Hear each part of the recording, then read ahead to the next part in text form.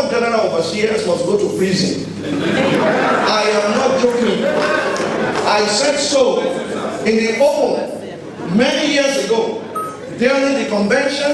of Mike Boko. I said, lock Adeboye up, lock Hui up, lock Orisake for up, lock me up also. By the time we finish, Nigeria will change. I have a reason for saying so. In 1 Kings chapter 4, I know I'll be quoted tomorrow, I'm ready for it. If the revolution does not begin in the church, it cannot spread. If it does not begin in the mosque, it cannot spread. I am telling you, except those institutions change, Nigeria will never change. They control the soul and minds of millions of people. ó náà lẹ́ti gbọ́ yẹn o ẹni tí ó gbọ́ ó gbọ́ ẹni tí ò ní gbọ́ ò ní gbọ́ àwọn kan ó tún dé bí wọ́n wà jiyàn nínú comment section à ń retí comment section yín ní fídíò yìí ti pẹ́ àwáwí oríṣiríṣi lẹ́ẹ̀mọ̀ wáwí ó ti pẹ́ tó ti sọ̀rọ̀ ó tiẹ̀ ti bẹ̀bẹ̀ ó tiẹ̀ ti realize mistake yẹ ṣùgbọ́n òdodo lòdodo mọ̀ jẹ́ kò lóko méjì kò láwọ̀ míì òdodo lòdodo mọ̀ jẹ́ ẹ sì lè pè ní òtítọ́ ìkànkan náà ni láti sọ wípé kò sí bí irọ́ ṣe lọ lógún ọdún òtítọ́ ẹyọ kan báyìí ó bá òtítọ́ ẹyọ kan báyìí ó sì lágbára ju ẹgbẹẹgbẹ̀rún rọ́ lọ kò sí iye ọdún tó ti lò yóò dúró ti Ọlọ́run ní torí ìwà Ọlọ́run ni ìwà òtítọ́ òdodo ọ̀rọ̀ tá à ń sọ fún yín rè wípé látẹnu jíò kan náà lẹ ti gbọ́ bó ti jẹ́ pé àwọn náà ti bá wọn olóṣèlú jẹ wọ́n ti bá wọn mú wọ́n ti bá wọn lò pọ̀ lẹ́nu ọjọ́ mẹ́ta yìí ṣùgbọ́n òdodo tán sọ lẹ̀ íńtánẹ́ẹ̀tì ìgbàgbé kì í gbàgbé ẹgbọ́n sí òdodo ìsówà relevant sódà bá a ṣe lò ó àbí torí pé ó ti pẹ́ tán ti sọ kò relevant mọ́ Nàìjíríà ó dáa mo mọ̀ retí kọ́mẹ́ǹtì yín ṣùgbọ́n ọ̀rọ̀ tán sọ yìí yóò sì mọ̀ jàràn ìrìn ilẹ̀ o in fact ọ̀rọ̀ yóò wà tí èèyàn Ọlọ́run yìí nígbà tí ó bá fi tọ Ọlọ́run rẹ̀ lọ yóò dàgbà yóò dògbò àrò kúrò wọn o nígbà tóun ò bá fi ní sí mọ́ ọ̀rọ̀ òdodo tán sọ yóò sì máa wà ìmí ìtàn sọ náà tí ò fara pẹ́ òdodo òun náà wà o ṣùgbọ́n òdodo ní ó lékè nítorí bíbélì náà sọ ó ní òtítọ́ àtòdodo ní gbórílẹ̀-èdè lékè ó dáa o inú ìròyìn lérèfé náà lẹ́wà lórí ìkànnì Ọ̀gbẹ́ni Bobby àjọwàǹbí náà ní o àjọ gbádùn ìròyìn tàṣálẹ́ ní lónìí ọjọ́ 21 nínú oṣù kẹsàn-án ọdún 2024 ẹjá máa wọnú fọ́nrán mi lọ ní pápápá àròjọ musolókun ẹjọ́ èèyàn mi mo fẹ́ kẹ́ farabalẹ̀ gbọ́ fọ́nrán yìí nípa ọ̀rọ̀ àwọn Haúsá tí wọ́n sọ wípé kán jẹ́ kí àwọn ọmọ Ìgbò máa lọ wọ́n ní ó lè jẹ́ ìpinnu tó nira o ṣùgbọ́n kí ìjọba Nàìjíríà fi wọ́n lẹ̀ kán jẹ́ kán máa lọ kí solution dé bá ọ̀rọ̀ Nàìjíríà ẹ jẹ́ á gbọ́rọ̀ lẹ́nu wọn. Nigeria has had to fight two terrible wars to preserve a terrible war to preserve the country. The North has paid its dues in that war, and indeed in many ways throughout the history of our country. Under our current circumstances, no Nigerian should welcome another war to keep this country together. The North in particular has more than enough challenges, and we recognize that violent secession by any part of Nigeria will compound the problems of all Nigerians under which we live.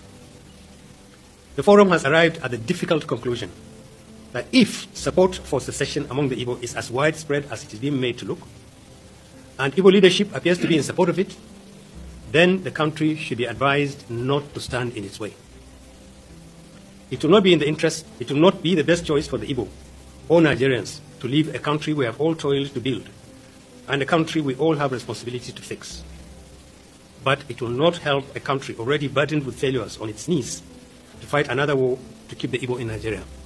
ó náà lẹ́ti gbọ́ yẹn o lẹ́nu àwọn arẹwà nílẹ̀ Haúsá o wípé kàkà kílẹ̀ òkú kílẹ̀ yá sá kàkà kí àwọn ó tún fi rí ogun míì pẹ̀lú ogun abẹ́lé tí ń jà wọn nílẹ̀ Haúsá ìpè kán fi ẹ̀rọ wẹ̀lẹ̀ ní wọ̀rọ̀wọ̀rọ̀ kan gba àwọn Ìgbò àwọn Ajaokuta mọ́mù mi kan gbọ̀n láì kàn mọ́ lọ kí wá sáwọn nìkan ni ó lọ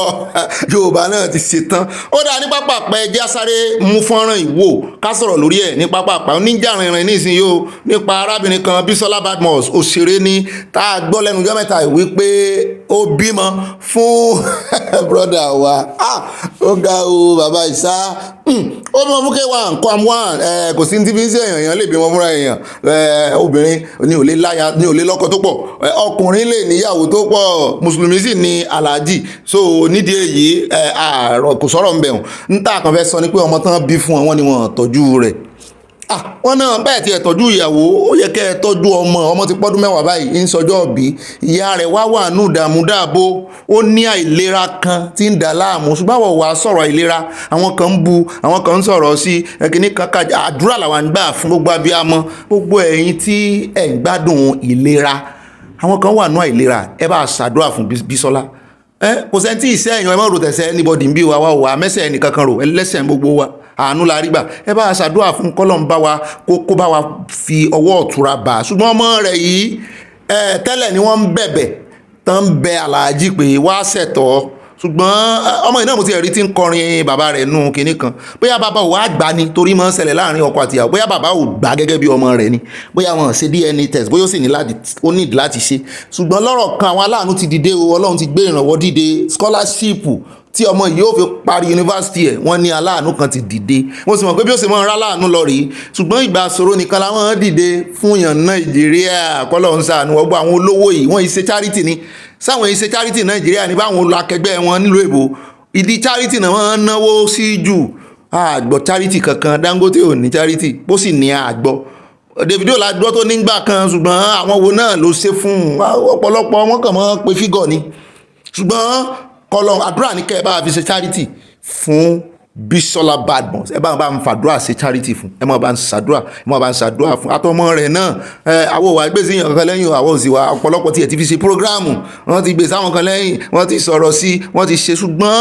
àánú làwọn ń tọrọ fún gbogbo ẹni tó bá rà àánú báyìí bá ń tọrọ àánú fún ó dá o nínú àánú Ọlọ́run náà àti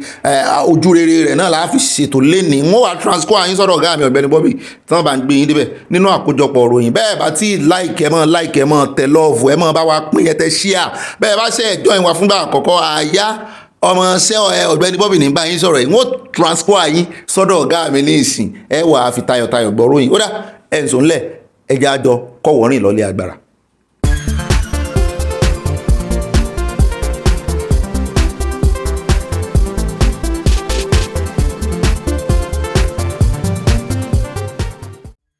mo máa tún fi tayọ̀tayọ̀ tìdùnnú kí n káàbọ̀ sínú ìpàdé ọlọ́mọ ìlú tòní lónìí ojú ọjọ́ táwọn lò ń bí wẹ́dà táwọn lò ń bí wẹ́dà Yorùbá ni o wẹ́dà orílẹ̀-èdè Yorùbá là ń lò gbogbo táìmù tẹ́ bá ń wò wá ẹ̀mí ẹlòmíì sùn lọ́wọ́ ẹlòmíì òru ló bọ́ sí táìmù ròyìn wa ẹlòmíì wọ́n ṣẹ̀ ń jí ni bẹ́ẹ̀ bá tiẹ̀ dé sí òru bí ìdájí ló bọ́ sí lọ́dọ̀ wọn gbogbo táìmù tẹ́ bá fi ń wò wá iṣẹ́ Ọlọ́run náà ni Ọlọ́run ló ní orí bẹ́ẹ̀ ṣùgbọ́n táìmù Yorùbá làwa fi ń kíyín káàbọ̀ lónìí ọjọ́ 21 nínú oṣù kẹsàn-án ọdún 2024 mo kíyín tẹ̀sọ́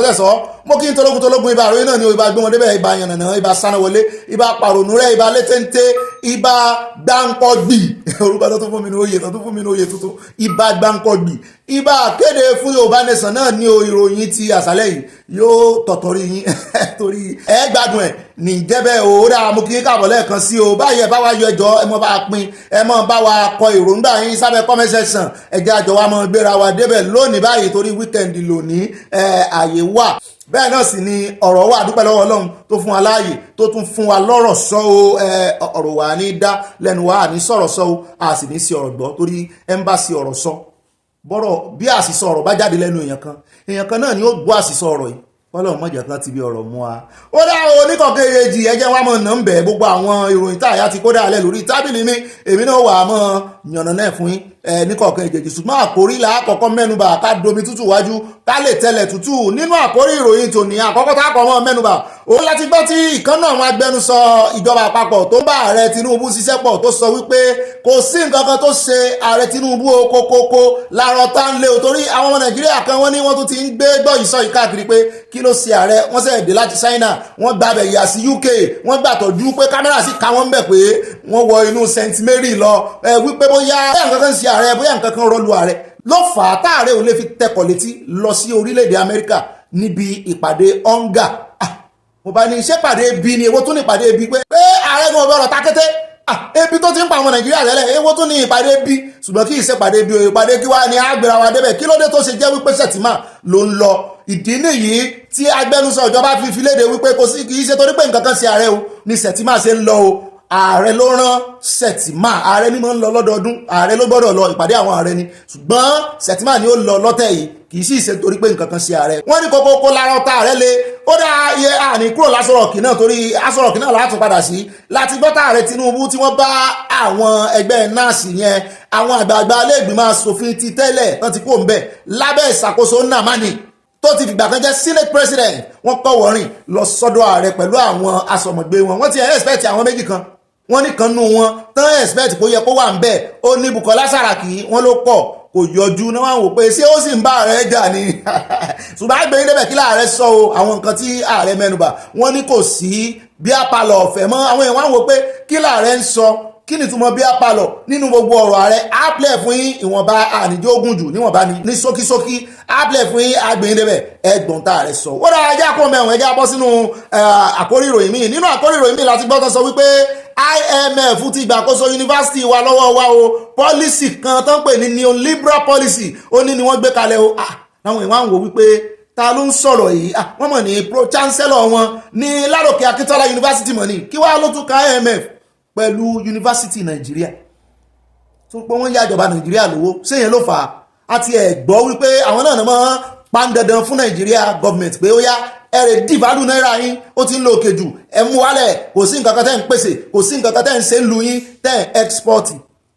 àwọn èèyàn sì ti pariwo bàbá Fẹ́mi Fálànà pariwo,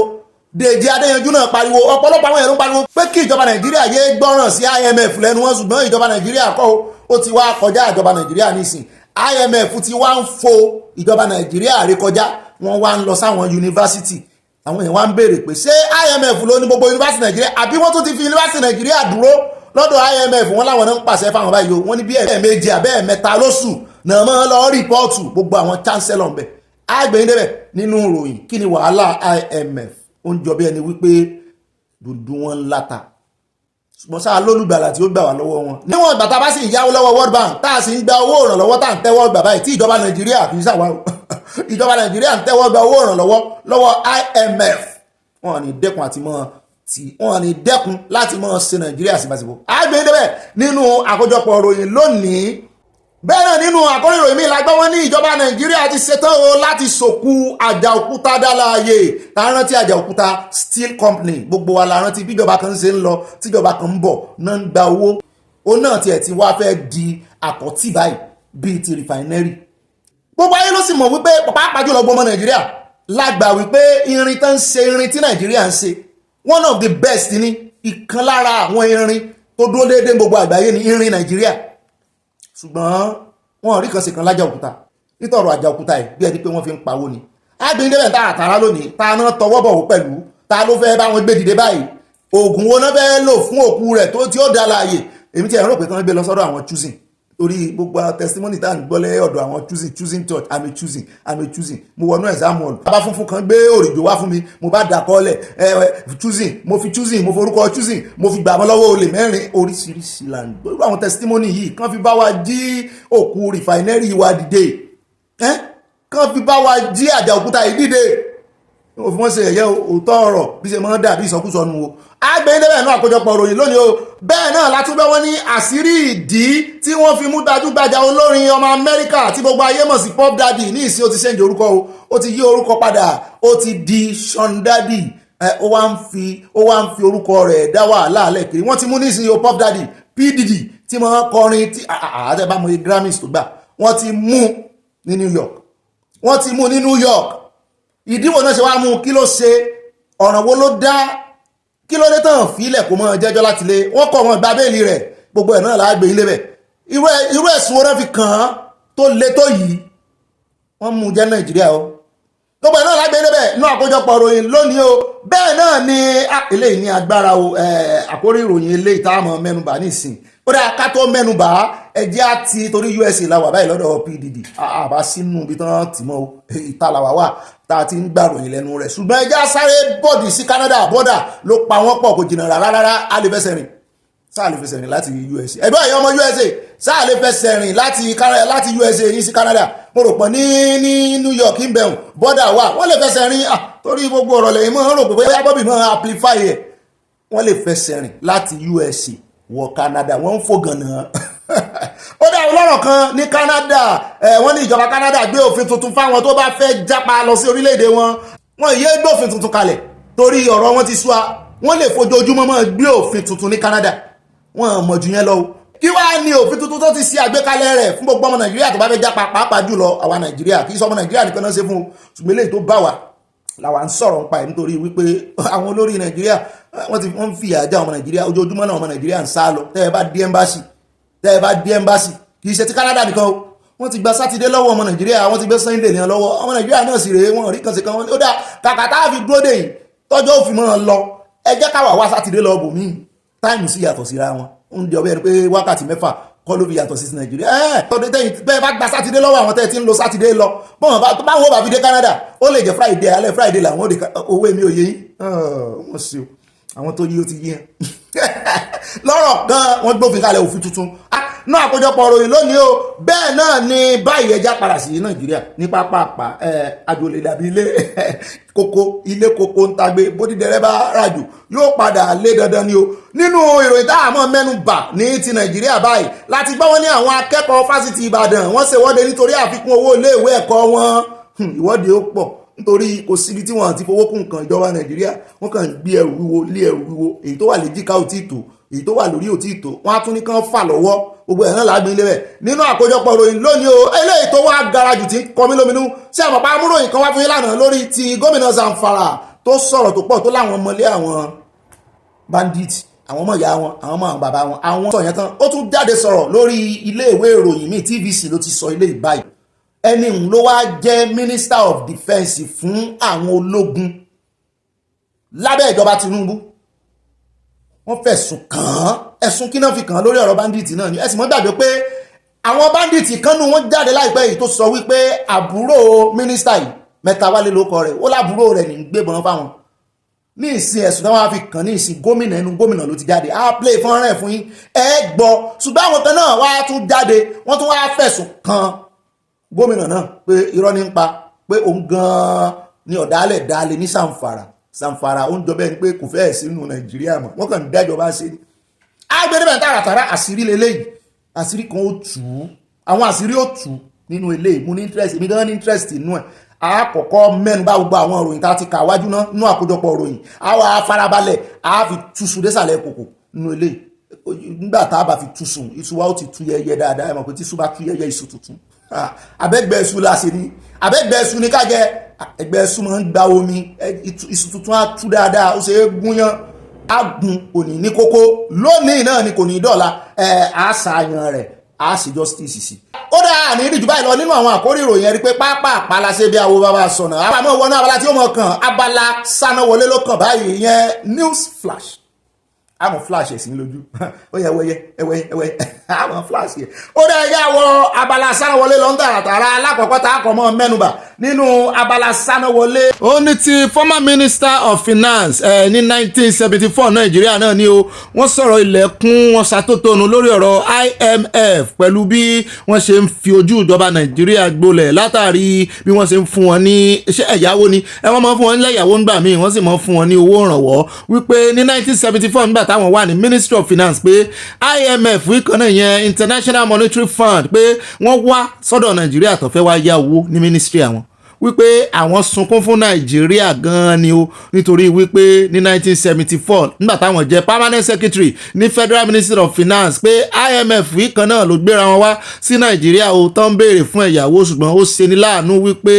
nàìjíríà ti dojú kejì ọmọ ẹlẹ́ran wá ń jẹgun ọmọ aláṣọ wọn àkísà pé ẹni tí ó yẹ kán máa yáwó lọ́wọ́ ẹ̀ òun gan ló wá di onígbèsè kalẹ̀ báyìí o Alhaji Abubakar Alhaji ló sọ bẹ́ẹ̀ ẹni tó ti fìgbà kan jẹ́ permanent secretary ní Ministry of Finance ní 1974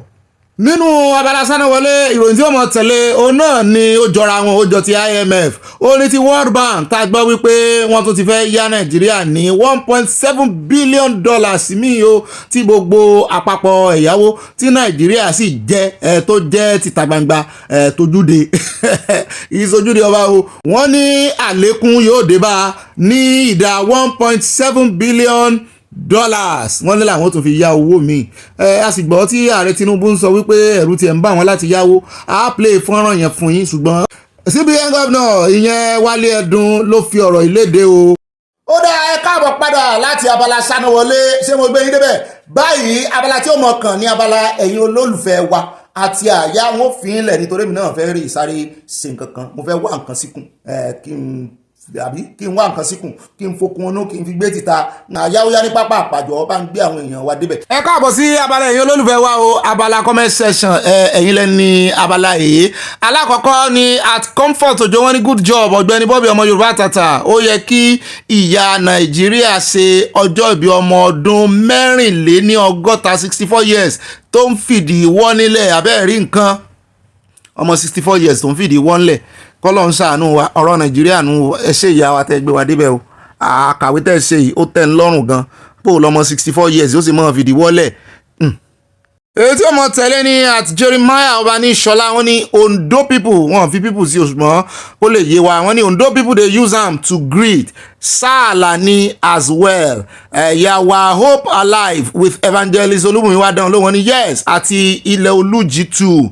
Gbogbo Ondo náà ní ń lónú wọn ọba ní Saalani àlàáfíà ní o. Ó dá ilé tí ọmọ tẹ̀lé ó ní at Ṣọlá Odùmọ́sù wọn ní please join me to wish my mother evangelist Mary Ọpẹ́ṣèyí tán happy 82nd birthday. Màmá mi gan ló jẹ́ kí n máa wo Ìròyìn Àṣálẹ́ o, she doesn't miss your news at all. Orí ọ̀fẹ́ náà ń pè léyò grace tí n bá ti rẹ́ni tó dàgbà báyìí tí wọ́n sì tún róúnjẹ ọmọ jẹ ẹ bá ń kíra fún evangelist Mary Ọpẹ́ṣèyí tán 82 years kò kéré nú ayé nọ́mbà yẹn ò kéré nú ayé o akínyín màmá o oúnjẹ ọmọ tó ti wá jiná tẹ́ ń jẹ tẹ́ ń gbádùn yìí yóò pẹ́ lẹ́nu yín o sí 100 years yín mọ́mí o wá pẹ́ láyé mọ́mí o wá pẹ́ láyé ẹ̀ ń bá ní kò ní rí àwa sípè àwa wíṣì yín ní happy birthday ni tí ìfẹ́ ọ̀tá ò fi lè ṣẹ lórí yín di táìmù mo mọ̀ pójú ó ti rí bá a bá ní ká gbága sílẹ̀ fún mọ̀mọ́ kán mọ̀ ròyìn nítójú wọn ti rí láyé wọ́n ròyìn àwa dúpẹ́ lórí ayé yín o kí Olúwa gba ọpẹ́ wa lórí ayé ìyá wa Mary Ọpẹ́ṣèyí tán ẹ̀mí mọ́ gba ọpẹ́ wa ẹ mọ́ gba ọpẹ́ wa ẹ mọ́ gba ọpẹ́ wa o ẹ ṣeun wà báyìí o happy birthday grandma. Ní pẹ́ rárá ilé ìlànà fi kásẹ̀ rẹ̀ lẹ̀ at Andrew Tóyìnbó wọn ní Ọ̀gbẹ́ni Bobby bá gbé wọn débẹ̀ kú iṣẹ́ takuntakun tí ẹ̀ ń ṣe yìí o Olódùmarè yóò kó wa yọ lágbára Jésù Olúwa aláṣẹ Èdùmàrè àmì àṣẹ òwe tèmi nìyí o àìsí nílé ológìnní ilé di ilé èkúté àìsí nílé CSI ilé Yorùbá àti àwọn ọmọ Yorùbá di ohun àmúṣòwò fún Fúlàní nípa jíjínigbé TSI ẹkùn ọkọ̀ Fúlàní will return and Fúlàní yóò jalu ìgbẹ́ then Yorùbá nation shall stand láṣẹ Èdùmàrè ẹ ṣeun ṣe ìyá wa o àìsí nílé ológbò ilé ìdílé èkúté ṣùgbọ́n ìyá wa ní àtò máa kọrin wípé ológìnní tàjòdè èkúté ilé paramọ́ èkúté làwọn Fúlàní yìí ṣùgbọ́n àwọn tí ń gbàbọ̀dé fún wa yìí á wá nǹkan ṣe sọ̀rọ̀ wọn ọ̀rọ̀ ń lọ lórí wọn ilé láti kẹsàn-án ròde ilé láti bẹ̀rẹ̀ nísìn bàbá wa Dan Ibrahim wọ́n ní alàgbà Bobby aside wà àṣìṣe náà fẹ́ kọ́ àṣìṣe wà nínú òwe tí ẹ pa wípé ìtì ọ̀gẹ̀dẹ̀ ní kò tó ń tí anyone tá à ń yàdà bẹ́ẹ̀ sí ẹ rí pé èmi náà ń gbọ́dọ̀ ní mo ráṣìṣe yín ní ìsìn ṣùgbọ́n wọn pé typo ni kò sẹ́ni tí ò lè ṣàṣìṣe ìtì ọ̀gẹ̀dẹ̀ ní kò tó ń tà ń yàdà bẹ́ẹ̀ kì í ṣe bẹ́ẹ̀ o ìtì ọ̀gẹ̀dẹ̀ ní kò tó ń tà ń lọ àdà bẹ́ẹ̀ wọ́n ní kì í ṣe wípé ń tà ń yọ àdà bẹ́ẹ̀ ni wọ́n ní kì í ṣe yọ wọ́n ní lo àdà bẹ́ẹ̀ lo ṣé lo ni àbí lọ ìyá kan náà ti pàkíyèsí mi sí wọ́n ní lọ ni wọ́n ní kò ní ìdíkẹ́yàn sẹ́ẹ̀ mọ́ bẹ́ǹdì àdà pé ìtì ọ̀gẹ̀dẹ̀ ni ó easy ìkànkan náà ní lọ́dọ̀ tí ajáre ẹ ṣeun o Dáre láti bẹ́jọ́ bàbá wa ló pàkíyèsí wa sí kéèyàn tó lọ àdá náà yóò ṣàkọ́kọ́ yọ ohun tó ń sọ fún àmbẹ̀ náà ni pé bí Yorùbá bá ṣe pa òwe òní ká ṣe pa ká mọ̀ yí padà bàbá pa òwe ká pa òwe tuntun tiwa náà ẹ ṣé bàbá wa o owó bẹ́jọ́ mú kọ́ o ẹjọ́ èèyàn wa gbà mí láàyè kí n fẹlẹ́ ìkún káfẹlẹ́ ìkáde gbogbo rẹ̀ ńlẹ̀ at onsa fatomata wọn kọ́ pọ̀ ní ẹmọ́bìnú mo ṣe pé wọ́n ní ẹ kú ètò Ọlọ́run á máa bá wa tó ṣe rí àwàdà tẹ́ máa ń fi kún yẹn gan-an lómi ṣe nífẹ̀ẹ́ tá a mi gbọ́ ó dà pé Ìjẹ̀ṣà ló kọ́ o lómi ṣe nífẹ̀ẹ́ tá a mi gbọ́ torí gbogbo ìròyìn Nàìjíríà ló máa ń fọyàn lórí lẹ́yìn tó jẹ́ pé tiyín kò rí bẹ́ẹ̀ àfi bí ìgbà tí èèyàn bá ń gbọ́ ìròyìn iléeṣẹ́ àgídìgbò. Ọlọ́run á máa ràn yín lọ́wọ́ o, Ọlọ́run á mú wa dé ilẹ̀ lérí ilẹ̀ Yorùbá kò ní bàjẹ́. Ẹ ṣe púpọ̀ love ẹ̀yin náà ṣe ìyá wa o, bóyá bàbá wa sì ni orúkọ yẹn kò jẹ́ ká mọ̀ bóyá ọkùnrin ni àbóbìnrin. Ó dáa ní báyìí a ti palẹ̀mọ́ náà nu olóde àríyá tabala comment section. Ẹ já padà sínú àkójọpọ̀ ìròyìn kí ọ̀gbẹ́ni Bobby ọ̀gá mi kó gbé wa débẹ̀ ń tààràtàrà. Ẹ má bá ń ká lọ. Ó dá èèyàn wa káàbọ̀ padà èèyàn olólùfẹ́ wa ṣe gbádùn àyà ní pápá pẹ̀jẹ́ kémi náà wá mú tọ̀dọ̀ mi pọ̀n kí n gbé yín débẹ̀ ká mọ́ fi àkó yín ṣòfò. Ẹ wá nǹkan fìdílé ẹni wíkẹ́ndì ẹ jókòó bí ìgbà tí èèyàn bá jókòó wíkẹ́ndì ni o sẹ́wọ̀n pé ọjọ́ ọ̀sẹ̀ yàtọ̀ ṣùgbọ́n ní wíkẹ́ndì ẹ jókòó ẹ relax ni ẹ wà comfortable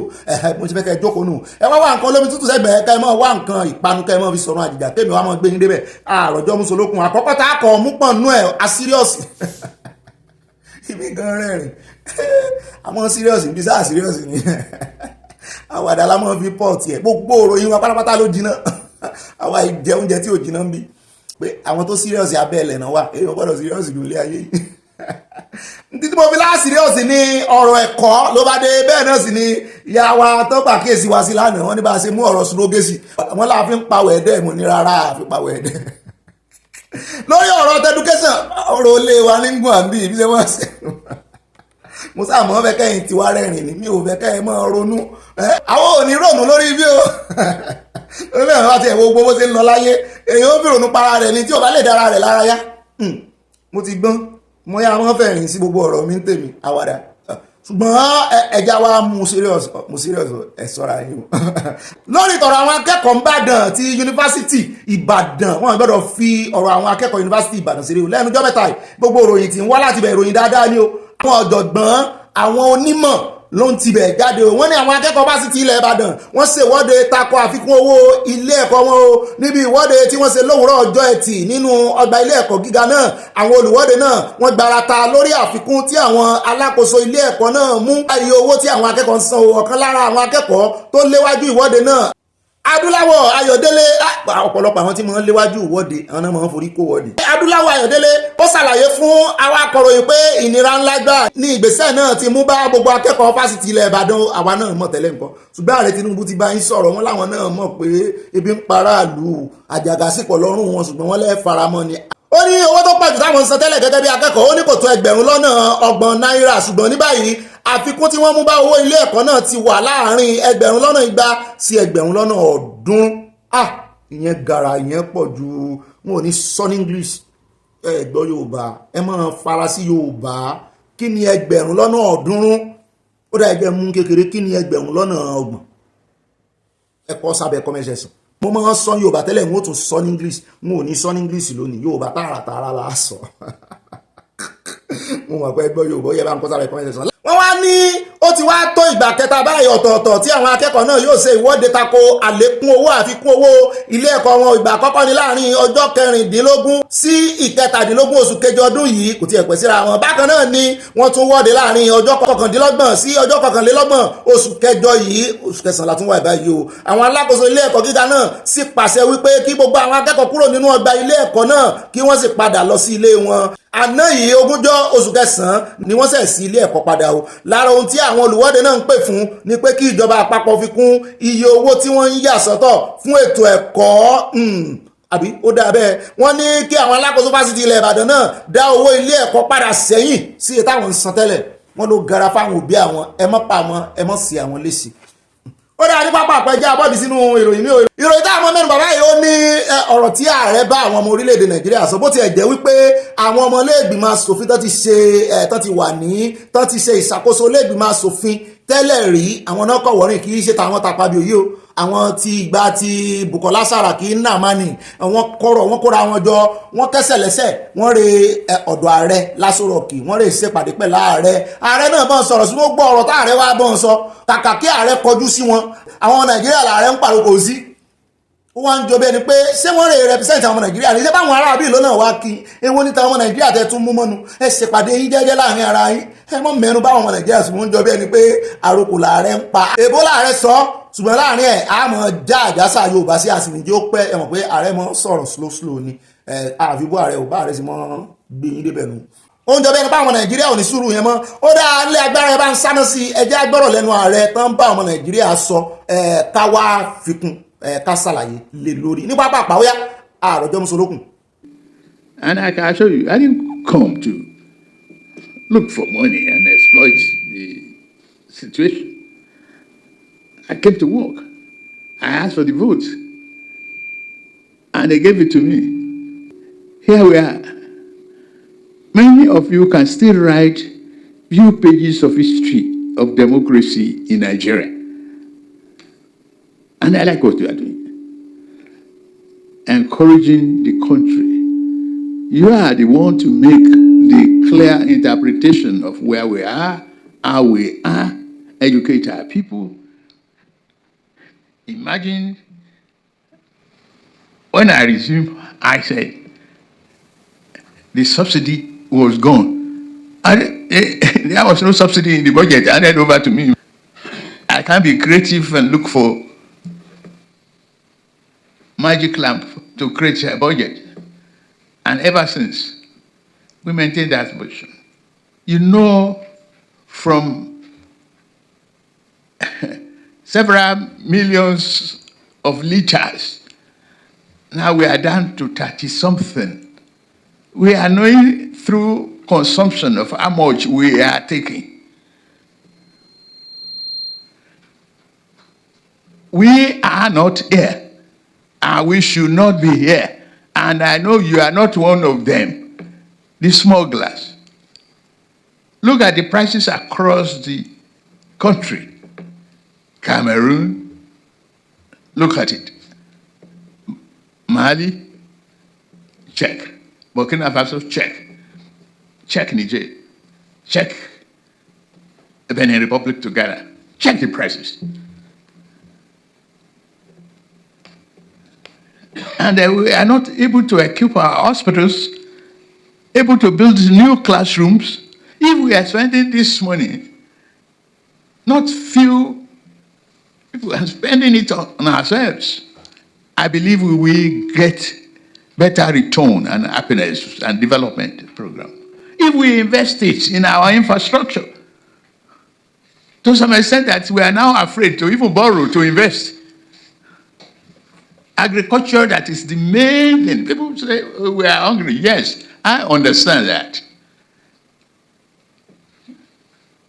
But we cannot just take a free bowl.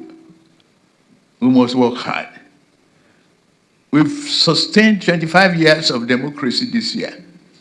We don't want to keep the people hungry and angry. But we say, be patient. There is no free beer parlor anymore. ṣé ẹ ti gbọ́rọ̀ lẹ́nu ààrẹ yín só tẹ́ yín lọ́rùn sáàrẹ́ gbé yín débẹ̀ ṣé ẹ ti fọkànbalẹ̀ torí gbogbo ohun táàrẹ ń sọ náà ni pé ẹ rè ní sùúrù nínú ìyà tẹ́ ń dojúkọ ẹ̀ wọ́n láwọn mọ̀ pé ẹ̀ ń dojúkọ yà wọ́n láwọn mọ̀ pé ẹ̀ ń fara jìṣẹ́ ṣùgbọ́n kó lè da náà ni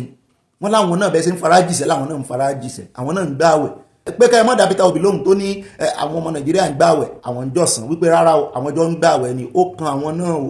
gàrí náà ṣe mú látàárọ̀ ààrẹ wọn sọ bẹ́ẹ̀ mú sí ẹni o ṣùgbọ́n ẹni tí ó bá pẹ̀tù sí ẹni tẹ́bi ń pa torí ààrẹ náà sọ wọ́n láwọn mọ̀ pé ebi ń pa ọmọ Nàìjíríà wọ́n sì bínú a hungry man is an angry man wọ́n ní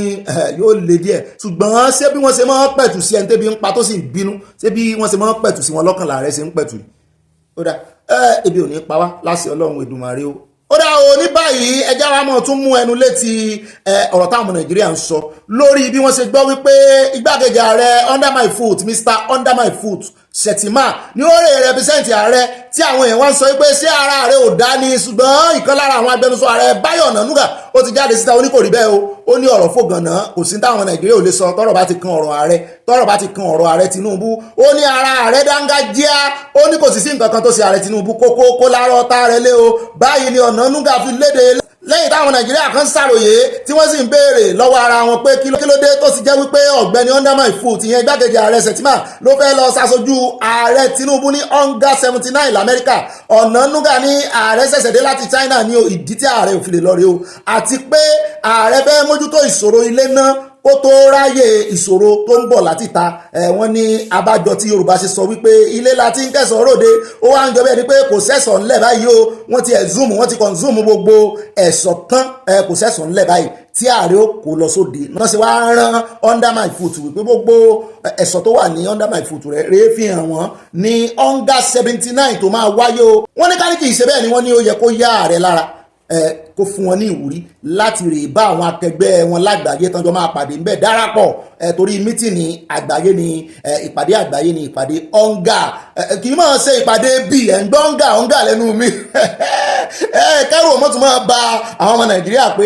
ìpàdé ọ̀ǹgà wo lẹ tún kàn fẹ́ lọ ìpàdé ọ̀ǹgà wo lẹ tún fẹ́ lọ lẹ́yìn tẹ́bí ń pa àwọn pé lè tó ń ṣe àwọn ìpè ṣé kò ju ọ̀ǹgà lọ ni pé ṣé ọ̀ǹgà tẹ́ fi pa àwọn yìí ṣé pé kò tí ì tó ní ọ̀ǹgà ò ní pa yín ebi ò ní pa yín pé káwọn yára dúró déédéé o pé káràbà wọn lè túra mú o pé torí odò ń gbárèrè lọ o ẹni Ṣàngó bá tójú ẹ̀ wọlẹ̀ òyìnbọn bọ́ba kò so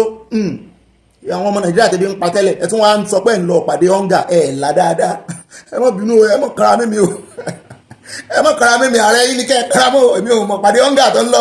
lọ́rọ̀ kan ìtumọ̀ ọ̀ǹgà ní United Nations General Assembly ti 19 irú rẹ̀ ni ó máa wáyé ní Amẹ́ríkà oúnjẹ bẹ́ẹ̀ ni pé New York náà ni ti máa wáyé ibẹ̀ náà ti fẹ́ ṣe wọ́n nínú oṣù náà bẹ̀rẹ̀ ọjọ́ 26 yóò sì parí ní ọjọ́ 28 ọjọ́ mẹ́rin náà kọ́hún wọ́n ní ààrẹ Tinubu ò ní ráyè lọ igbákejì rẹ̀ under my foot ni ó lè fi bí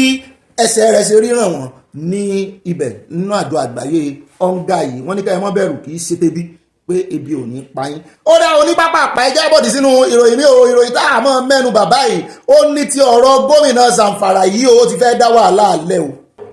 Ọ̀kan lára àwọn mínísítà ààrẹ Tinubu ra mọ́tò fún olórí báńdíìtì tí wọ́n wá ń Zanfara.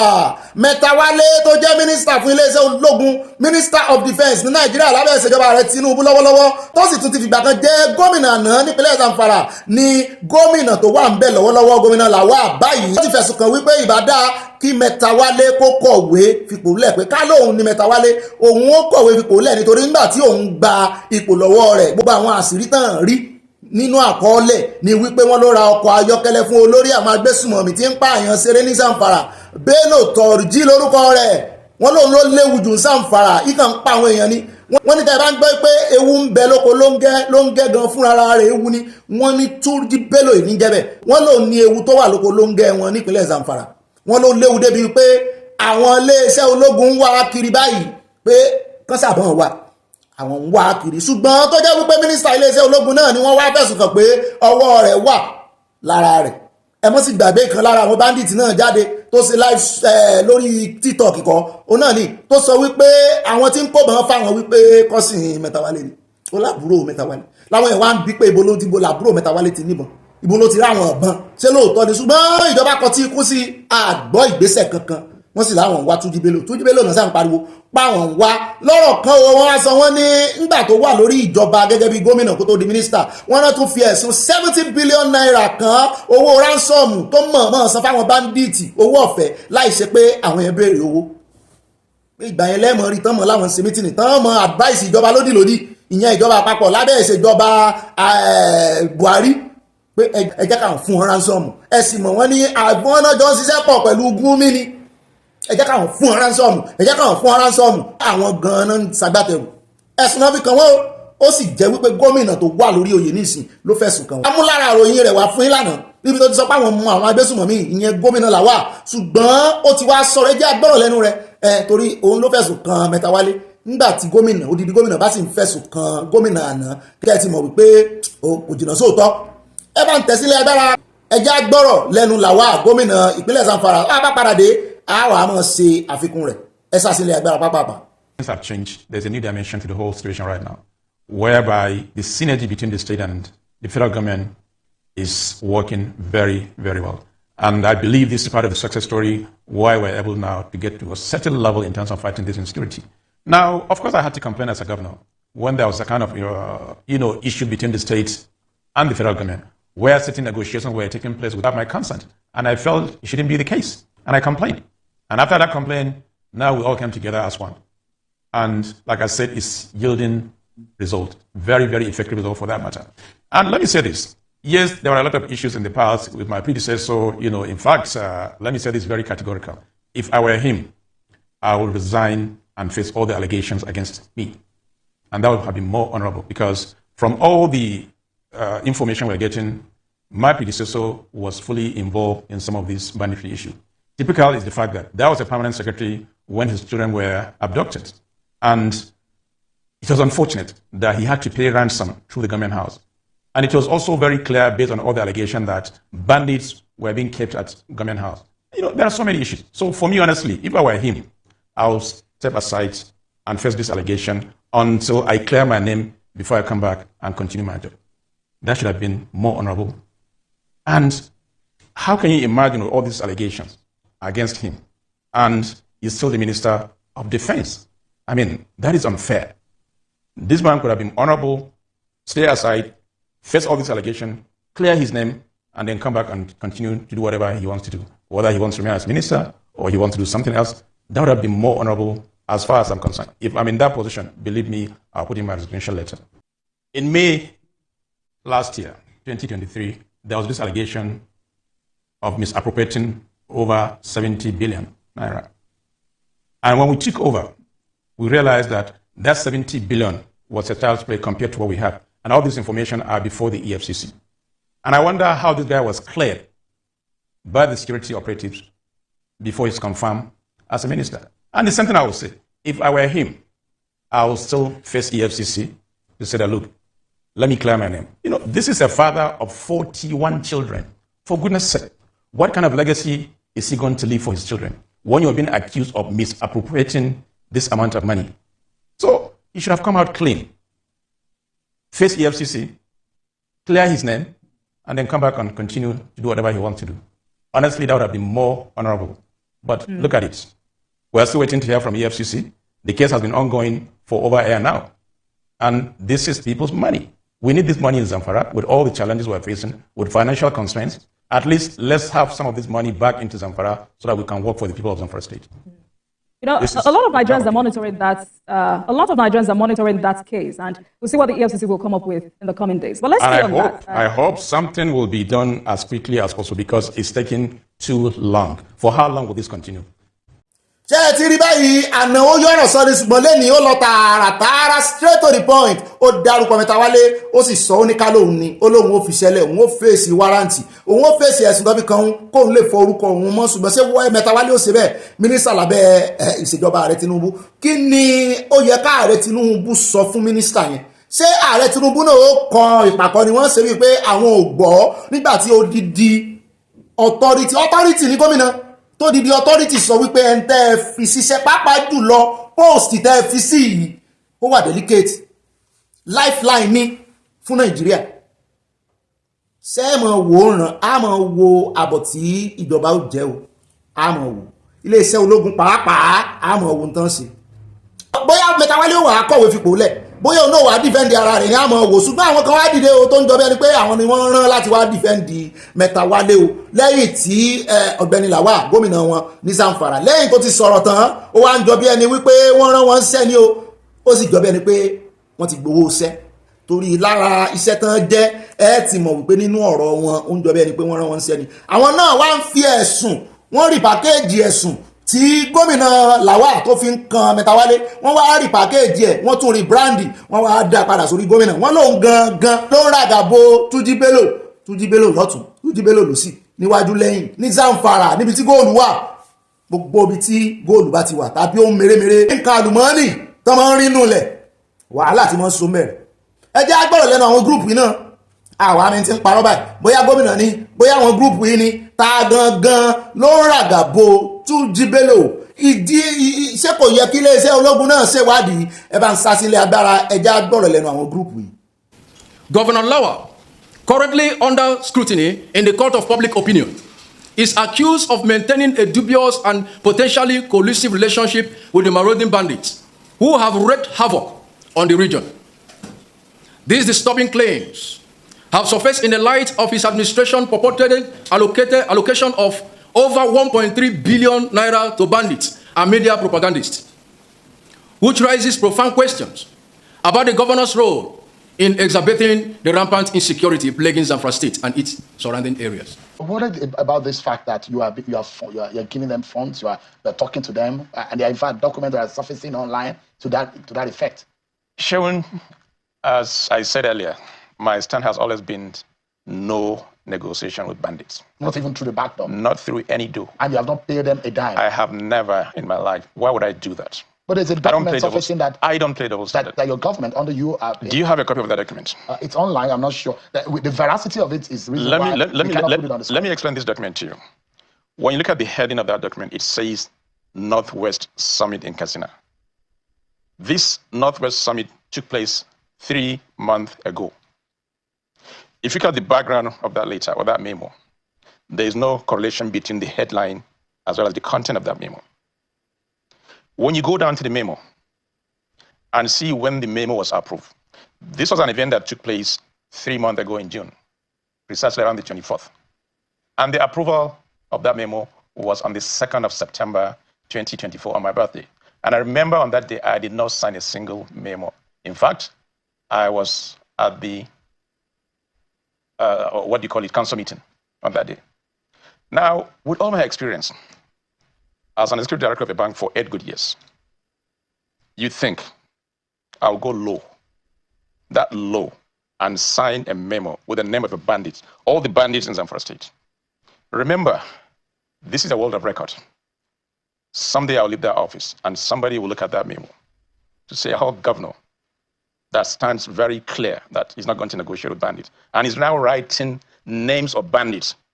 Come on, I can do more than that. So this is wrong. That is wrong. Shown on the screen. Let me also tell you something. In my administration, we have laid down process and procedure. Because for any memo that originates, this is something to do with security. It should have come from the Honorable Commissioner, Security. And the second leg is a list of individuals, including journalists,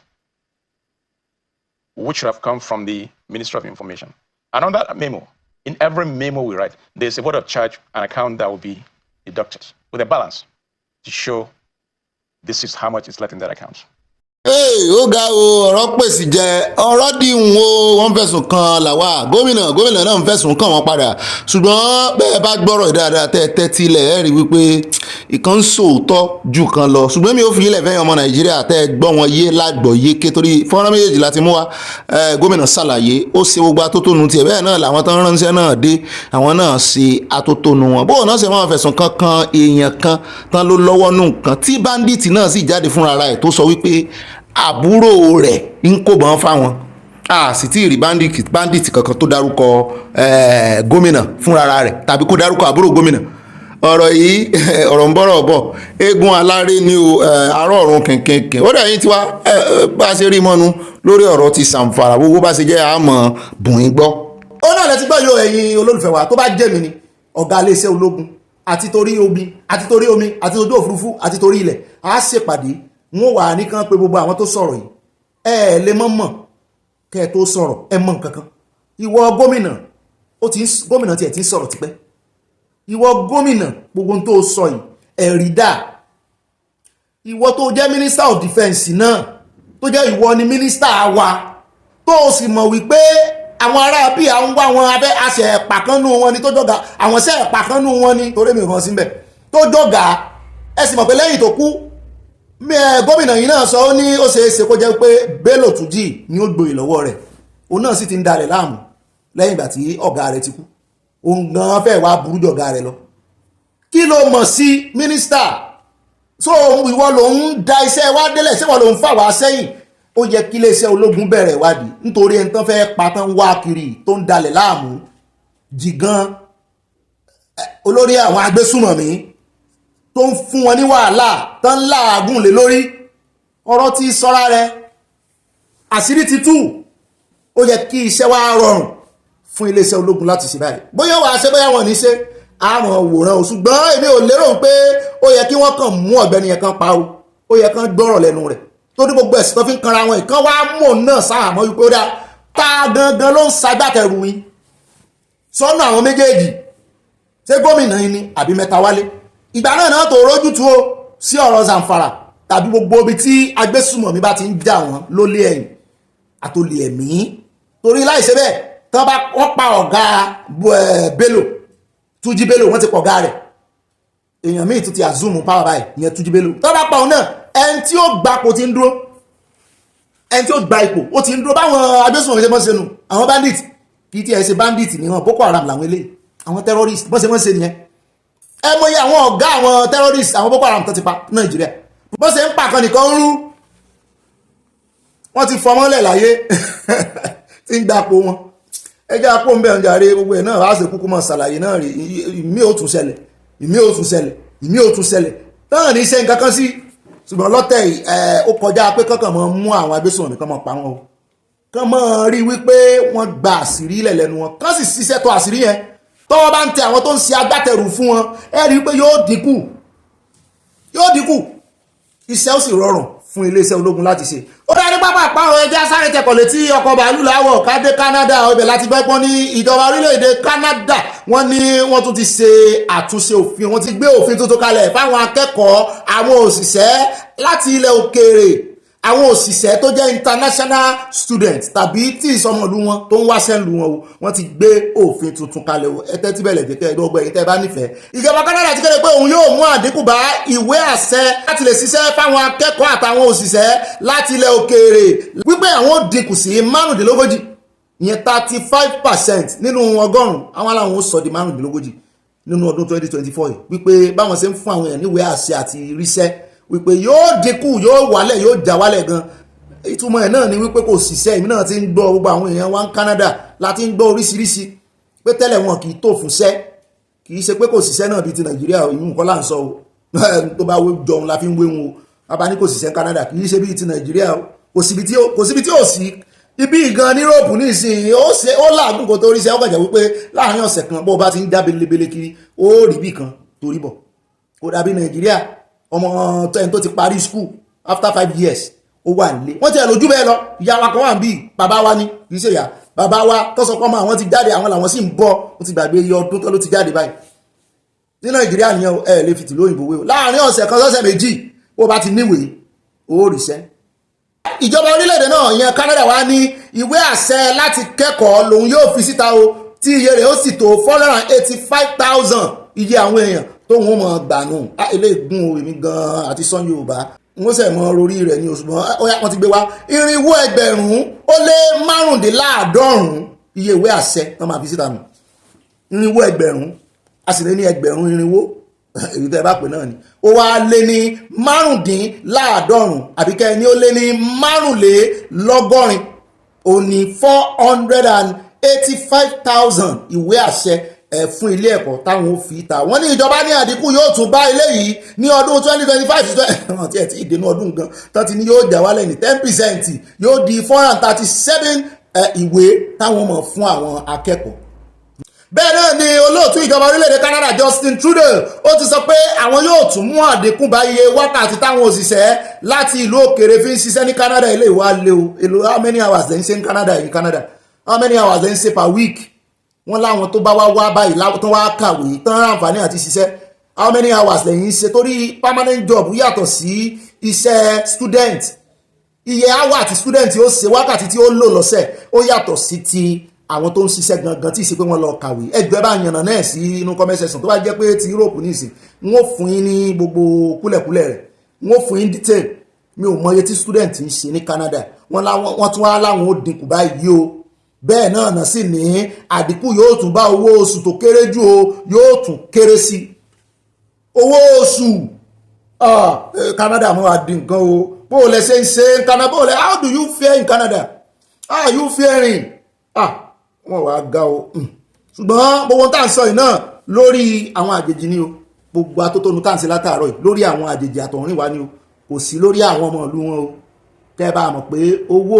àtọ̀rìnwá náà fi ń tọ́jú ọmọ ìlú bọ́rọ̀ lóyìnbó sí rí nu ó rì ní ìwé ó soríṣiríṣi dúdú nìkan ní rì ní ìwé ó dájọ́ tó bá gba ìwé ìlú wọn pátápátá porogodo kó o tó stop láti mọ̀ rì ní ìwé àtẹni tó ní green card ó rì ní ìwé bóyá ọdún mẹ́wàá kọ́lẹ̀ fi ń rì ní green card ní USA àwọn tó bá sì ní permanent residence ń bì 10 years ló fi mọ̀ rì ní pẹ̀lú permanent resident tó lò ní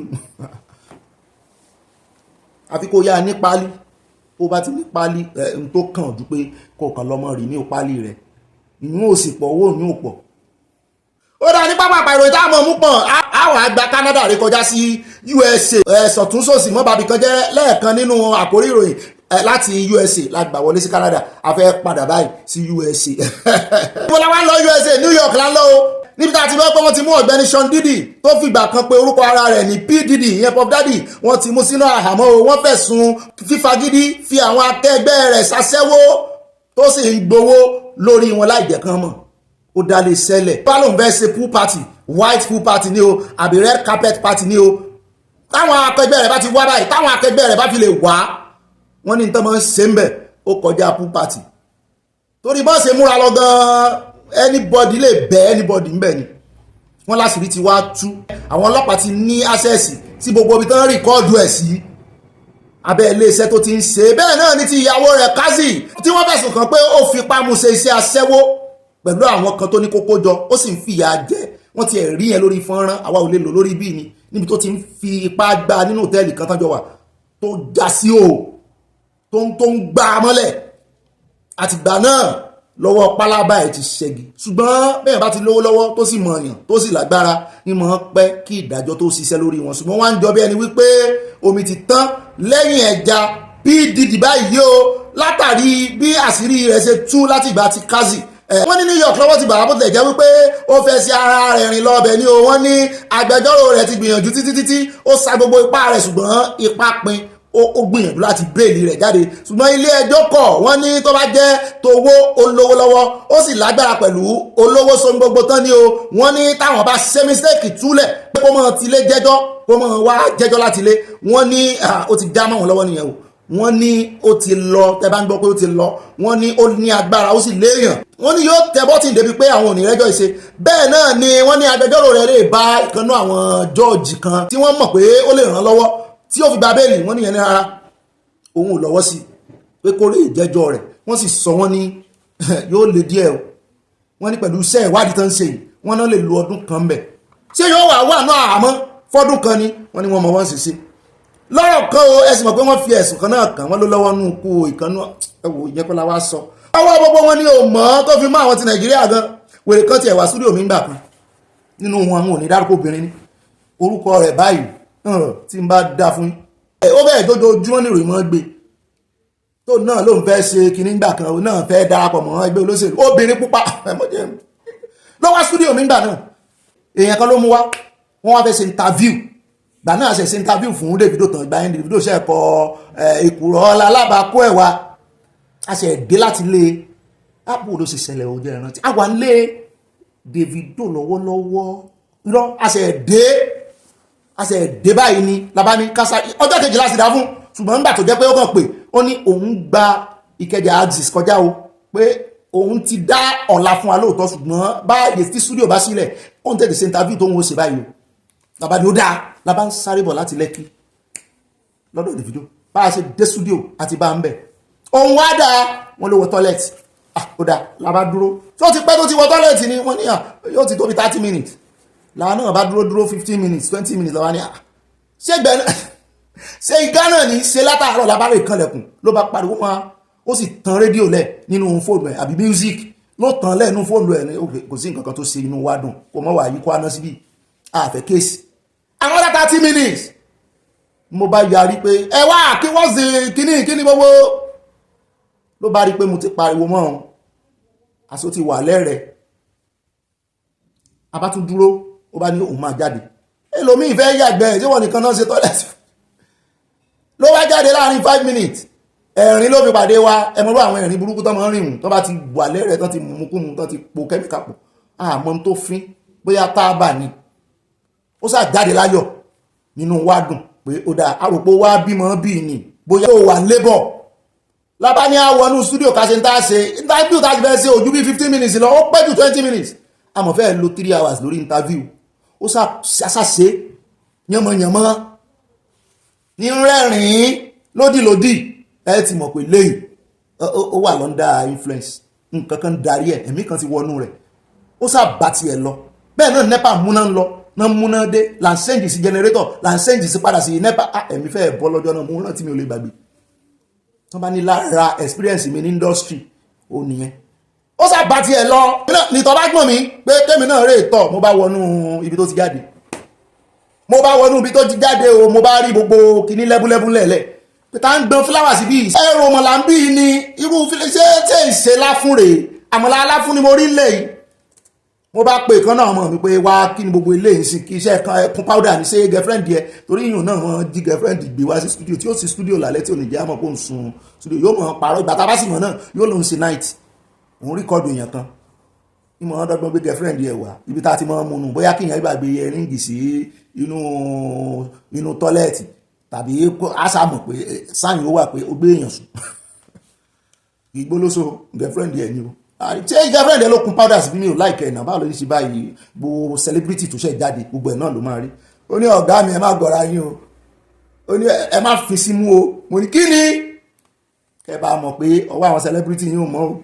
wọn ò ní sọ jù bá ń lọ lọ́rọ̀ kan o wọ́n ti wá mú bóyá sọ́ọ̀kì ló gbọ́n lẹ̀ bóyá ó kó àwọn ọmọ nílé ìwé nínú tọ́lẹ́ẹ̀tì ni tí sọ́ọ̀kì gbà tó ń pa bọ́ọ̀dù rẹ pẹ̀lú dọ́stà tí sọ́ọ̀kì wá gbọ́n lẹ̀ kò yé mi o lọ́rọ̀ kan wọ́n ní wọ́n bá Sean Daddy wọ́n ní wọ́n máa bá mú bẹ̀ẹ́lẹ̀ wọ́n bá fa wàhálà débi wípé ẹ̀mí ò fẹ́ gbọ́n ó ti wà lẹ́nu ẹ̀ báyìí o ẹ sì mọ̀ pé akẹgbẹ́ rẹ̀ kan náà ẹ̀yẹn Arkeli òun náà wà láhàámọ́ ó ti ẹ̀ jọ pé wọ́n ti sẹ́ńtẹ́ǹsì yẹn ṣùgbọ́n eléyìí wọ́n náà máa bá mú bẹ̀ẹ́lẹ̀ gan-an gidi gbogbo àṣìṣe rẹ̀ lára ẹ̀sùn tó fi kàn án racketeering wà ń bẹ̀ ó ń gbowó lórí àwọn tí fi ń ṣe sí aṣẹ́wó ẹ̀rù tí wọ́n ń bá ọ̀pọ̀lọpọ̀ àwọn celebrity tí wọ́n lọ síbi party pool tó bá pè àbí pool party tó bá pè white party kò sórúkọ tán yìí fún tán ẹ̀rù tí wọ́n ń bá àwọn gbogbo àwọn tó lọ tó ti sòsì ń bẹ̀ táwọn agbẹ́fọ̀ àwọn FBI ti ní àwọn wo fọ́nrán wọn lọ́wọ́ nínú ilé rẹ̀ nígbà tó lọ bọ́ọ̀sì nínú ilé rẹ̀ yàtọ̀ sí yẹn Kazi ìyẹn náà tó jẹ́ ìyàwó rẹ̀ ó yàfẹ́ sọ́nà ní Kazi pé àbí bébí mama ẹ̀ òun náà sọ pé ìmọ̀ fáwọn lóògùn olóró funfun tí mo ní wèrè kan wá ṣe ó wá fà nínú studio mi pé ìmọ̀ fáwọn lóògùn olóró mu àwọn FBI ti ní àwọn kófìrí ẹ̀ nínú ilé ẹ̀ nígbà táwọn lọ bọ́ọ̀sì wọ́n ṣiṣẹ́ ìwádìí lọ́wọ́lọ́wọ́ báyìí ó wá ń ṣe fíìmù ń fi gbowó lọ́wọ́ àwọn èèyàn ń ṣe fíìmù o yóò ríkọ́dù wọn ládùúgbò owó tó ti ní wọ́n tún ní ẹ̀sùn ó jiyàn gbé pé èèyàn jiyàn gbé ó wà ń bẹ̀ bí ìgbà tó ti ẹ̀jì kásì gbé ni ọlọ́run ó jẹ́ òbọ́ ń bẹ̀ ẹ̀sùn rìbá ẹ̀sùn pọ́ńgbà rìbá wọn ló wà ń bẹ̀ odidi pop daddy ọjọ́ ẹ̀san ti dé kámà ó kárí òkú iṣẹ́ yóò dé sórí àwọn olórí wa náà Nàìjíríà torí ọ̀pọ̀lọpọ̀ wọn ṣe jù bẹ́ẹ̀ lọ ọmọ kan náà bá mi ṣiṣẹ́ nígbà kan mo ti sọrí lórí program tó yẹ kó wá ṣiṣẹ́ kan ní studio àdúródé à ń ṣe night shift lọ́jọ́ yẹn ni àwọn iṣẹ́ tá a máa ń ṣe recording lè lórí àwọn iṣẹ́ Mexican film yẹn tá a máa ń change tẹ́ bá ń gbọ́ tó máa ń change ẹ̀ sí Yorùbá àwa la máa ń ṣe nígbà yẹn àwa lára àwọn tó ń ṣe àwa nìkan kọ́ ó yẹ kó wá ṣe voice láàbá rí lónà ló ń lọ pool party ó ròyìn ó ní ẹ̀gbọ́n tẹ́ bá rí ibi tó ń kó wa lọ wọn sọ fún wa igbó ọ̀dájú bá táwọn débẹ̀ lẹ́nu ọ̀nà báyìí wọ́n check wọ́n ní káwọn yí round wọ́n ní ó dáa kó tó wá wọlé àti fóònù àti báàgì mọ́ wọ̀rí ó safe àtàsọ wọ́n bọ̀ lára àwọn ìhòhò ló fi lásẹ̀ síbẹ̀ ìhòhò látọ̀ sì ti dé ibi tóun ti lè padà ẹ̀yìn ojú ọ̀gbagadè tẹ́yìn ò ti lè padà ẹ̀yìn ó lè mú rìfáàsì mẹ́ ó bá ti débẹ̀ nígbà tó rè sóògùn owó ni ó lè ṣe mọ́sílẹ̀ yìí àti tú àṣírí ó ti má sí rí wa o ìwọ náà ó ṣe o wíwo lẹ́nu awówó lẹ́nu náà bá wo pé lóòótọ́ ọ̀nà bó ń so kò sí èyí kankan tó ó ní ṣùgbọ́n gbogbo àwọn olówó yẹn ó ní rádaràdà ní fà wọ́n sí wọ́n ti ẹsẹ̀ àtàǹpàkò bá wọn lójú ara báyìí wọ́n sì ń káàsì fọ́ọ̀n tí wọ́n ní ẹ́ o ṣùgbọ́n wọn bọ́n sùn èlò náà wá fún ọ ó bá dowó lẹ̀ ó ṣe transfer fún ọ ní ó ní wọ́n ṣe transfer wọ́n bá dowó lẹ̀ báyìí ó dá o àwọn ó jẹun nínú owó yìí ìwọ lórí fara rẹ̀ ṣiṣẹ́ o ṣùgbọ́n báwa ṣe wà yìí á jẹun bẹ́ẹ̀ ó ra oúnjẹ bẹ́ẹ̀ bí bọ́dì kọ́lọ́ ń dárí jìyà ṣùgbọ́n ló fara ṣiṣẹ́ owó ó ní agbára ẹni ìbámọ́ ti nọ́mbẹ̀ accomplice lèmi náà mo gbà ọlọ́run dáríjì mo ti tọrọ dáríjì ẹ̀ṣẹ̀ mo ò lè parọ́ bó bá ṣe rí ni mo lè sọ tí mo mọ̀dé ńgbà náà nù. ẹ wo ẹyẹ èèyàn mi ẹjá wọnú ìròyìn mi lọ ṣé mò ń gbé yín débẹ̀ ẹjá sáré dé ọ̀dọ̀ IMF tí àwọn yunifásitì Nàìjíríà tó ń fẹjọ́ wọn sùn wọn wà mẹ́ni tó fẹ́ fẹjọ́ IMF sùn ní ìsìn ṣèjọba náà fẹjọ́ IMF sùn ìjọba tó yẹ pé wọ́n ń lọ sọ́dọ̀ wọn gan rè yáwó rè gba gírántì kò sọ̀rọ̀ mọ́ àwọn pòfẹ́sọ̀ yunifásitì ní fẹjọ́ sùn báyìí o pàápàá jùlọ pro chancellor wọn ní Ládòkè Akíntọ́lá yunifásitì pòfẹ́sọ̀ Ọmọ́lé ló sọ wípé IMF ọ̀run àwọn báyìí náà wà wọn jẹ́ káwọn rí mú mi ojoojúmọ́ làwọn wọn kọ report bí nǹkan ṣe ń lọ yunifásitì làwọn àwọn wò pé àwọn ò ṣe báyìí kọ report fún ìjọba Nàìjíríà gan lọ́jọ́ táwọn ti ń ti olórí yunifásitì kí wọ́n ti yín kí ni ẹ ti fẹ́ sọ school di business nìkan ọ̀rọ̀ school sì rèé business ibẹ̀ wọ́n ní kò ju bí 20% lọ àti build ọmọ ló kó 80% yòókù ṣùgbọ́n ní ìsìn wọ́n ní wọ́n ti reduce the value school sí ordinary 20% business aspect yẹ ó ti wá kó 80% pé làwọn á ń wò pé èló gan-an lẹ yá ìjọba fáwọn grant táwọn máa ń gbọ́ wọ́n ní ọ̀rọ̀ grant ìmúnilẹ́rùsì ní ọ̀rọ̀ grant o tẹ́ bá ti ń gbọ́ pé ẹ wo orí eléyìí tó ṣẹlẹ̀ ní ìsìn tí UN kó 6 million wá ibi tí Nàìjíríà ó ti san padà kì í ṣe kéré ní IMF náà sì rèé Fẹ́mi Fálànà ti pariwo títí àwọn tó lẹ́ẹ̀kan tó lẹ́nu Nàìjíríà ti pariwo títí àwọn náà máa ń sọ fún Nàìjíríà wípé ẹ dìvalú owó yín mi ò tí ì gbọ́ rí mi ò rò pé iléeṣẹ́ kan wà tàbí àjọ kan wà lágbàáyé tí ó dédé náwó sí USA pé dìvalú dọ́là rẹ wọ́n sọ fún Nàìjíríà pé ẹ dìvalú owó yín IMF o wọ́n dá wà láàlẹ́ o àwọn èèyàn sì ń pariwo pé ṣé IMF gan ní ìṣèjọba International Monetary Fund wọ́n sì máa ń lọ káàkiri nìyẹn owó náà fi ń dalẹ̀ láàmú ó kàn dàbí kápẹ́ ní company version irú ti Bill Gates wàhálà tí Bill Gates ń dálẹ̀ káàkiri òun làwọn eléyìí náà ń dálẹ̀ ta ni ó wàá gba Nàìjíríà ti há ta ni ó wàá gba wọ́n wá kúrò lórí ìjọba Nàìjíríà wọ́n wá tún fò fẹ̀rẹ̀gẹ̀dẹ̀ sórí yunifásitì mi ò gbọ́ rí Professor Ọmọlé ló já wa sí o ànígbà kókò púpọ̀ lórí ìròyìn eléyìí lórí àwọn nǹkan kan wà tó jẹ́ wípé Nàìjíríà ti tọwọ́ bọ̀ ara tó sì fà á tán ṣe fẹ́ kí Nàìjíríà ó pínyà ní. ó dá ìròyìn tá àwọn mẹ́rin bàbá yìí ó ní tí ìjọba Nàìjíríà tọ́nà ti ṣetán láti sòkú dá láàyè òkúta ní òkú Ajaokuta still wọ́n fẹ́ sọ́dá láàyè wọ́n ní wọ́n ti buwọ́lùwé pẹ̀lú orílẹ̀-èdè Russia ibi tí ó kàn wá ń ṣe mí kàyéfì sí tẹ́rù sì ń bà mí fún lórí kí ló ti ń bà mí lẹ́rù lórí ti Nàìjíríà bí ìbá ti ṣe Yorùbá nation ó bẹ̀rẹ̀ pé Yorùbá nation náà inú Nàìjíríà ló sì wà ṣùgbọ́n òmìnira ẹ̀ dájú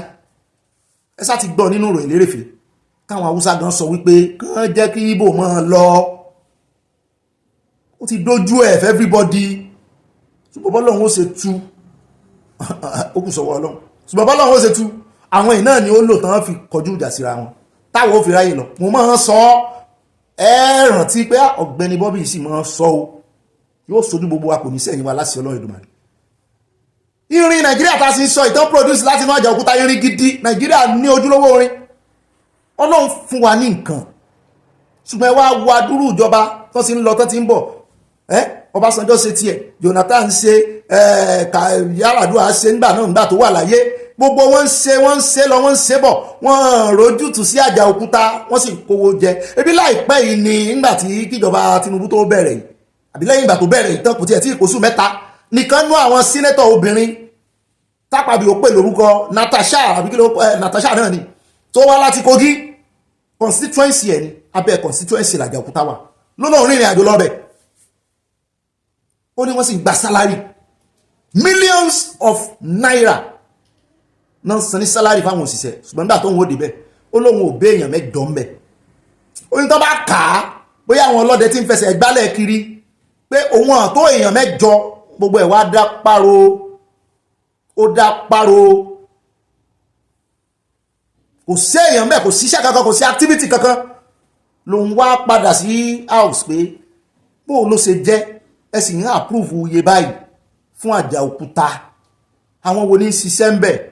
àgbọ̀n nǹkan kan wọ́n lẹ́yìn ìgbà náà doni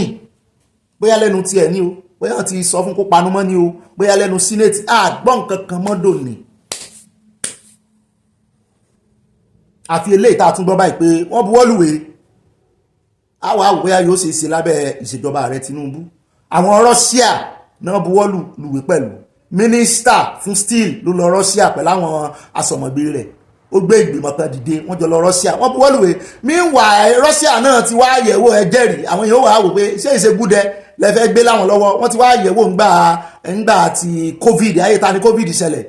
ìbáyé Buhari ni ayé Buhari náà ni wọ́n ti wá ayé Jonathan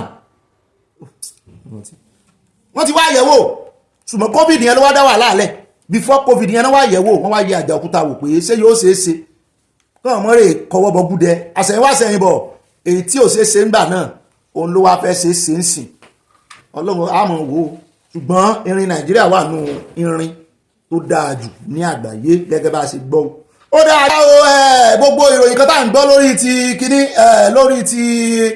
kí ló kọ rẹ̀ Yàyà Bello ti ń sá lọ àwọn kan náà ti rí wọ́n ti rí mú wọ́n ti arrest ẹ̀ àwa ò tí ì gbọ́ ń bí o n ò tí ì gbọ́ pé wọ́n arrest ẹ̀ o ọjọ́ tí n bá ti gbọ́ pé wọ́n ti arrest Yàyà Bello n ò sọ pé àwọn tó sọ bẹ́ẹ̀ ń parọ́ o ṣùgbọ́n mi ò tí ì gbọ́ ọjọ́ tí n bá ti gbọ́ á mú wá fún yín ní pápápá àwa máa ń wádìí gbogbo nǹkan ìyá wa tó sọ fún wa náà mo dúpẹ́ lọ́wọ́ yín o ṣùgbọ́n àwa sì ń wádìí ẹ̀ lọ àti ìgbọ́ pé wọ́n ti rí mú n tá a gbọ́ láàsì ni wípé wọ́n rè yìnbọn ń bẹ̀ nílé rẹ̀ lálẹ́ ṣùgbọ́n àti ìgbọ́ o bá a bá rí gbọ́ gan lẹ́yìn ìgbà tá a ti jùròyìn máa fi ṣèròyìn pàjáwìrì torí mi ò ní fẹ́ kó dọ̀la ẹ ṣé o àníírí jù báyìí lọ o nínú ìpàdé ọlọ́mọ lẹ́ẹ̀tọ́ ní oníyànsí ọlọ́bẹ̀ ṣe ìpàdé ọlọ́mọ ìlú ẹ má bínú àwọn àtàbẹ̀jẹ́ náà a kó àìbínú o ẹ pàkíyèsí mi sówe kan lánàá wọ́n ní bẹ́ẹ̀ kọ́ náà ṣe ń pa wípé àwárí lóbìnrin wà nǹkan oṣù